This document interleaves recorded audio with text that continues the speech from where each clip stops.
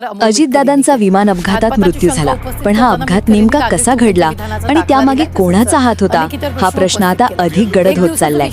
अखेर या प्रकरणात एका संशयित आरोपीला अटक करण्यात आली आहे। हा असा व्यक्ती होता ज्याला ताब्यात घेऊन तब्बल 6 तास कसून चौकशी करण्यात आली आणि त्या चौकशीतून या अपघाताबाबत अत्यंत धक्कादायक माहिती समोर आली आहे।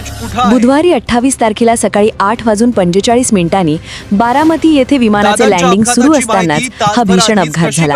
सुरुवातीला सांगण्यात आले होते की धुक्यामुळे रनवे दिसत नव्हता आणि वैमानिकाच्या चुकीमुळे हा अपघात घडला असावा। मात्र त्यानंतर जेव्हा डीजीसीएने विमानाचा ब्लॅक बॉक्स ताब्यात घेतला तेव्हा त्यातून जी प्राथमिक माहिती समोर आली त्यातून 5 अतिशय महत्त्वाच्या गोष्टी उघड झाल्या। या 5 गोष्टी इतक्या गोंधळात टाकणाऱ्या होत्या की तपासात तांत्रिक बाबींना प्रचंड महत्त्व देण्यात आले। संपूर्ण महाराष्ट्रात शंका निर्माण झाली होती की या प्रकरणाचा खरा सूत्रधार नेमका कोण आहे। अखेर एका संशयास्पद